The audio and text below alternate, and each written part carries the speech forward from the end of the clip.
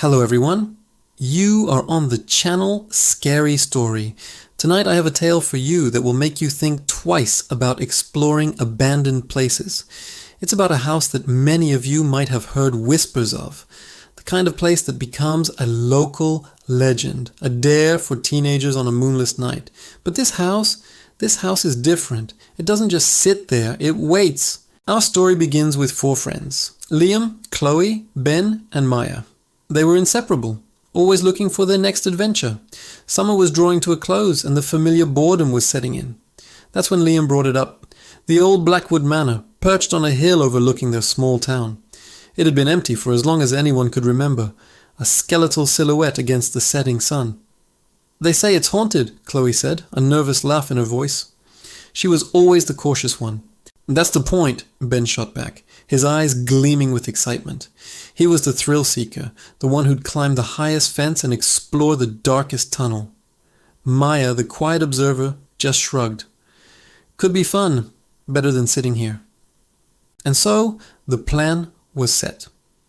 That Friday night, armed with flashlights and a mix of fear and bravado, they drove up the winding, overgrown road to the house on the hill.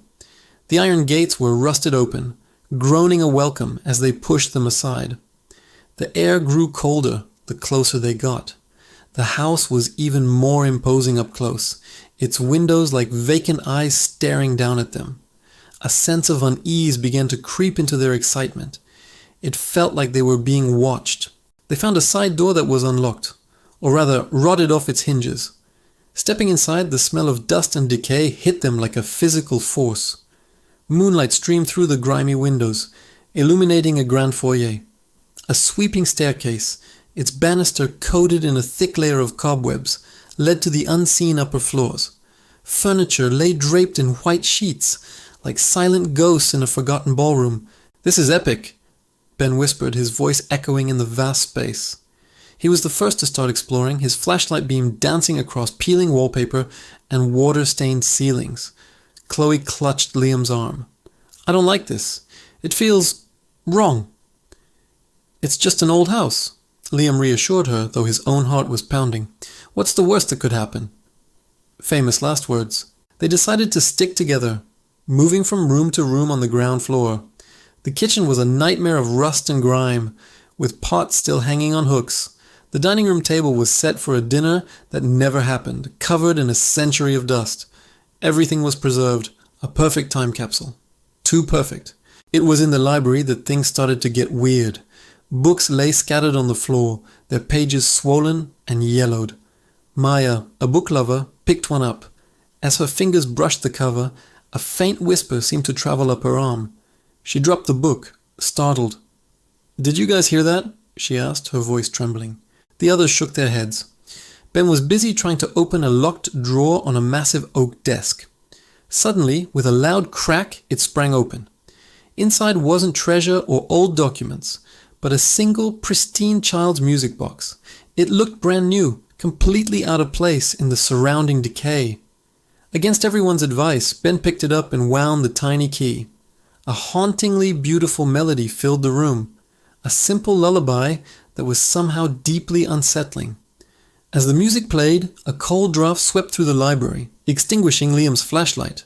Panic began to set in. They fumbled for their phones, but there was no signal. Ben tried to close the music box, but the lid wouldn't shut. The melody continued, echoing louder and louder, seeming to come from all around them now. Then they heard it, a small, rhythmic thud from the floor above. Thud, thud, thud, like a child bouncing a ball. "Okay, I'm done," Chloe whimpered, tears welling in her eyes. "We need to leave. Now." But as they turned to leave the library, the heavy wooden door slammed shut with a deafening bang. They were trapped. The music from the box stopped abruptly, plunging them into a terrifying silence. The only sound was the thudding from upstairs, which was getting faster. Closer. Ben, trying to be the hero, threw his shoulder against the door, but it wouldn't budge. It was as if it were bolted from the other side. The thudding stopped right above them. Then came a new sound, a slow, deliberate creak of floorboards, as if someone was walking towards the main staircase. Liam shone his flashlight on the door. He noticed something he hadn't seen before. Scratched into the wood at eye level were words, written over and over again. "Don't let him out." A child's giggle echoed from the hallway, just outside the door. It was a sweet, innocent sound that was utterly terrifying in this context. The doorknob began to jiggle violently. They all backed away, huddled together in the far corner of the room. The jiggling stopped. A small slot, the kind used for mail, slowly opened in the middle of the door. Two small eyes peered through at them. They weren't angry or menacing. They were just watching. Then a tiny voice, no louder than a whisper, spoke from the other side. "Want to play a game?" No one answered. They were frozen in fear. The voice giggled again. "The game is called hide and seek. You hide. I seek. If I find you, you have to stay with me. Forever." The mail slot slammed shut. They heard the sound of a lock clicking open. The door slowly creaked open. The hallway was empty. The house was silent once more. "It's a trick," Liam whispered. "It wants us to split up."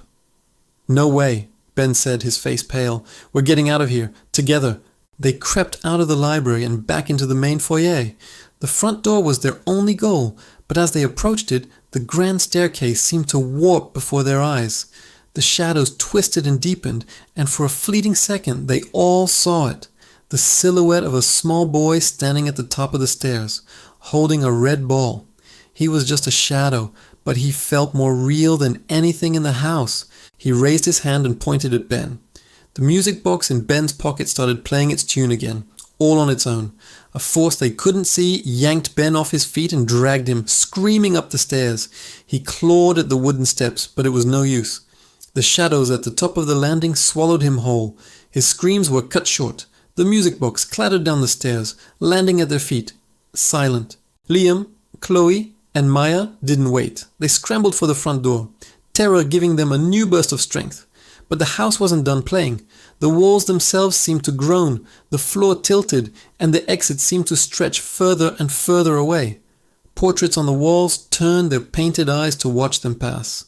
Whispers slithered from every corner, calling their names. "Chloe, come play with me." "Maya, don't leave." "Liam, it's your turn." They burst through the side door they'd entered, tumbling out into the cold night air. They didn't stop running. They ran past the rusted gates, down the winding road, and didn't look back until the town lights were in sight. They never saw Ben again. The police were called, of course. They searched the house and the grounds for days. They found nothing. No sign of Ben, no forced entry, nothing out of place except for a child's music box sitting on the dusty library desk. When the officer picked it up, it began to play. Liam, Chloe, and Maya never spoke of what happened that night, not to anyone but each other. They knew the truth. Ben wasn't lost. He'd been found. He was part of the house now, another ghost in its collection, waiting for the next group of curious teenagers to come play a game. So if you ever find yourself near an old, abandoned house on a hill, a place that local legends call haunted, just keep driving. Don't stop. Don't get out. Because some houses aren't just empty. They're hungry. And they're always looking for new friends to play with. Forever. Thanks for listening to tonight's story here on Scary Story. If you enjoyed it, be sure to hit that like button and subscribe for more tales from the dark. Stay safe out there. And whatever you do, don't go exploring alone. I'll see you in the next one.